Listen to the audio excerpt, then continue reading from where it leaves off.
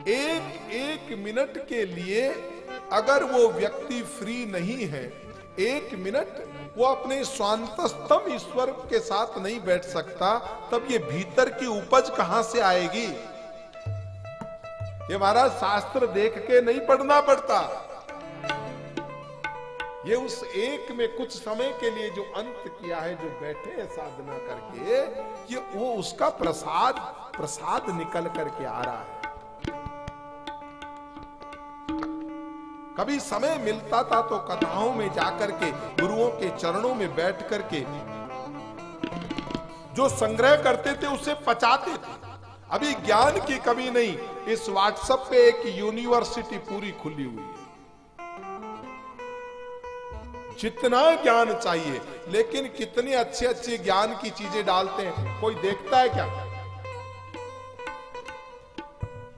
और पहले हम कहीं किसी गुरु महाराज के शरण में जाते थे और कोई एक चीज अच्छी मिल जाती थी तो पहले उसको हिफ्ज करते थे, याद करते थे और उसको लिख लेते थे कि महाराज ये हमें लिखवाइए, ये मेरे जीवन में काम आएगी, मैं जहां कहीं कथा करूंगा ये बहुत अच्छा है। लेकिन अभी लिखने की जरूरत नहीं, स्मृति की जरूरत नहीं। अरे जब जरूरत होगा इस नेट के ऊपर कुछ बोलेंगे, आ जाएगा।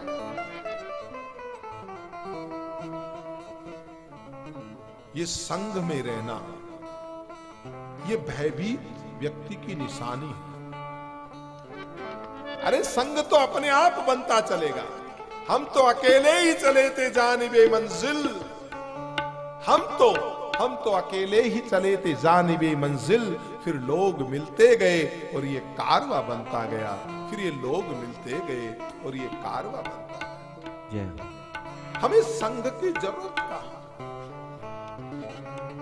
लेकिन कोई राजनीतिक गठबंधन करेगा, कोई सामाजिक गठबंधन करेगा, न मालूम कितने कितने समूहों में लगे हुए, इस जीवन को भुलाने में लगे हुए, अपने लक्ष्य को भटकाने में लगे हुए, परमात्मा की साधना में कहीं समय न लगे। और फिर वहां इतने इन्वॉल्व हो जाते हैं महाराज, अरे महाराज भजन तो करें, लेकिन भजन करें कहां से? हमें समय नहीं मिलता, समय नहीं मिलता भाई। तो इसके लिए कौन जिम्मेवार? ठाकुर जी जिम्मेवार है क्या? कहते हैं इतनी 1,84,000 कितनी योनियां हैं, उनमें से एक मनुष्य समझता है कि बिना कमाए पार नहीं पड़ती, तो क्या बाकी के जीव भूखे मर जाते हैं क्या? हमारा विश्वास परमात्मा में कम है, हमारे संग में ज्यादा है। नहीं तो कहा अजगर करे न चाकरी, पंछी करे न काम, दास मलूका यूं कवे सबके दाता। या हमारी दादू जी की हमारी परंपरा में कहा, दादू जी महाराज कहते हैं रोटी देसी राम जी दिन उगवासु पहले, क्या है पूरा क्या है? रोटी देसी राम जी दिन उगवा से पहले, यानी दिन उगने से पहले ठाकुर तुझे रोटी, तू खाने की चिंता मत कर। लेकिन फिर भी आदमी अपने आप को न मालूम कहां कहां इन्वॉल्व कर रखा है, और फिर कहता है कि अब मैं क्या करूं, मैं तो फंसा हुआ हूं। महाराज जी मैं चाहता हूं कि मैं भी सत्संग करूं, मैं भी भजन करूं, मैं भी भक्ति करूं, लेकिन मैं फंसा हुआ हूं। तो तेरे इस बंधन का कारण कौन? शास्त्र कहते हैं ऐसे व्यक्तियों के लिए कहा है बंध्यो जीव मरकट की नाही। ये बंध्यो जीव मरकट की नाई, ये क्या है? जीव मरकट बंधा मतलब मरकट नाम किसका होता है? बंदर का। तो बंदर कैसे बंध जाता है? बंदर का जब शिकार करते हैं ना, तब क्या करते हैं, एक छोटे से मुंह का घड़ा लेकर के आते हैं और उस छोटे से मुंह के घड़े में कुछ खाने पीने की चीजें डाल दी जाती है। तब वो बंदर क्या करता है, उसके अंदर से वो चना निकालने के लिए अपना हाथ डालता है और अंदर जाते जो ही मुट्ठी भरता है, उसका हाथ उस घड़े में फंस जाता है और उसके बाद में वो चिल्लाता है, मैं बंध गया, मुझे कोई मुक्त कराओ, मुझे कोई किसी तांत्रिक के पास में लेकर के चलो, न मालूम किसने मेरे ऊपर क्या किया कराया कर दिया, न मालूम मुझे क्या हो गया, मैं बंध गया। जबकि वो बंधा किसके कारण से? अपनी मूर्खता के कारण से बंधा है। तो बंध्यो जीव मरकट की नाही। तो ये जो संग है वो तूने पैदा किया है, परमात्मा ने पैदा नहीं किया। ये सारे संबंध जो बनाए, ये बीमारी जो तूने लगाई वो तेरी लगाई हुई है। क्या रोग लगा बैठे, क्या रोग लगा बैठे, क्या रोग लगा बैठे, क्या रोग लगा बैठे, हम खुद को बुला बैठे,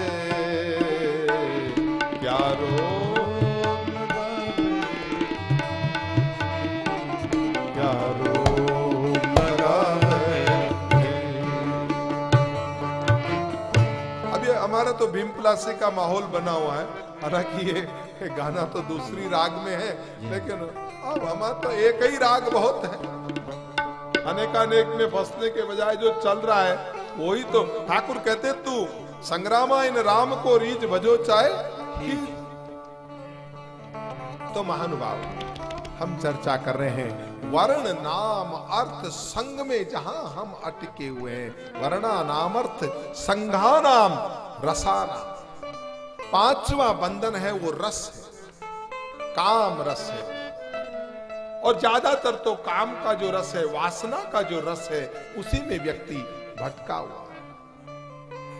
हम तो यही कहेंगे, ये तन विष की बेलड़ी, डिम्पला से रखो, ये तन विष की बेलड़ी, गुरु अमृत की खान, सर्दी ना सतगुरु मिले तो भी सस्ता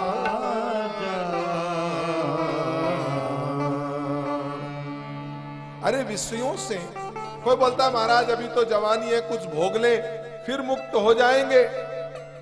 नहीं भैया, फिर मुक्त नहीं होंगे, क्योंकि विषयों का स्वभाव इतना है कि ये जो भोगने के बाद संतुष्ट नहीं करते हैं, बल्कि और आग बढ़ती है। जब तक दूर हो तभी तक आप बचे हुए हो, लेकिन कोई देखे एक बार चख ले, महाराज थोड़ा सा भोग ले, भोगने के बाद तो फिर जैसे हम अग्नि में घी डालने का काम करते हैं, वैसे ही भोगों को अगर हम भोग देते रहेंगे तो ये वासना कभी तृप्त नहीं होने वाली है, ये वासना बढ़ने वाली ही है। इसलिए कहा, ये तन विष की बेलड़ी, गुरु अमृत की खान, सर दीना सतगुरु मिले तो भी सस्ता जाना। कहां कहां रोग लगा रखा है, वर्ण में, नाम में, अर्थ में, संग में, रसों में। मालूम नहीं कि सब ठाट धरा रह जाएगा जब लाद चलेगा बिन जाना। और निजी जीवन में भी महाराज इतने परेशान हैं कि वो भी ढंग से चल नहीं रहा। कोई आर्थिक तंगी से परेशान है, कोई आपसी कलह के झगड़े से परेशान है, कोई किसी बंटवारे को लेकर के परेशान है। धन ज्यादा है तो बंटवारे को लेकर परेशान है, मेरे हिस्से में क्या आएगा, इसके हिस्से में क्या आएगा। नहीं है तो जहां देखा सब दुखिया, कोई नहीं मिलिया सुखिया। जहां देखा तो महानुभाव कुछ समय निकालो। मैं व्यासपीठ से कह रहा हूं, ये ग्रस्त जीवन में रहते हुए भी ये परमात्मा के लिए गुरुओं के चरणों में बैठने का समय जो निकाला, ये उसी की प्रसादी आप लोगों तक वितरण कर पा रहे। भले सन्यास में नहीं गए, लेकिन गुरुओं की शरण में गए, गुरुओं के चरणों में बैठे, तब जाकर के मिला है। ना हम हंस के सीखे हैं, ना हम रो के सीखे हैं, हम जो कुछ भी सीखे हैं अपने सदगुरु के होकर के सीखे हैं।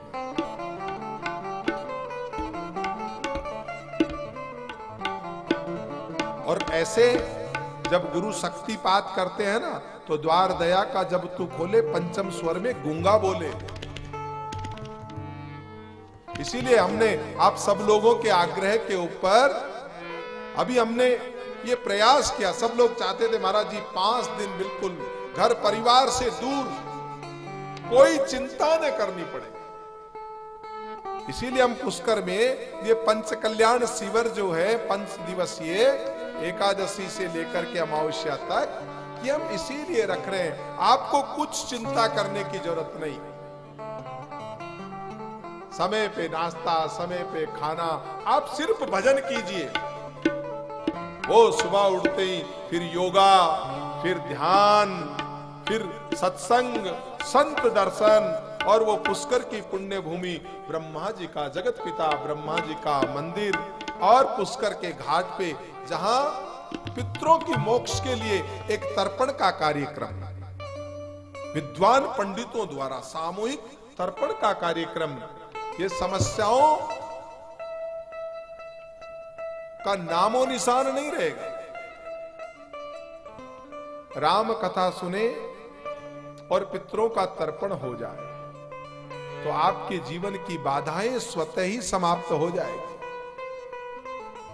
इसलिए बड़भागी है वो लोग। और हमने तो अपने जो प्रबंधन करने वाले हैं उनसे कहा, हमें इससे लाभार्जन नहीं करना।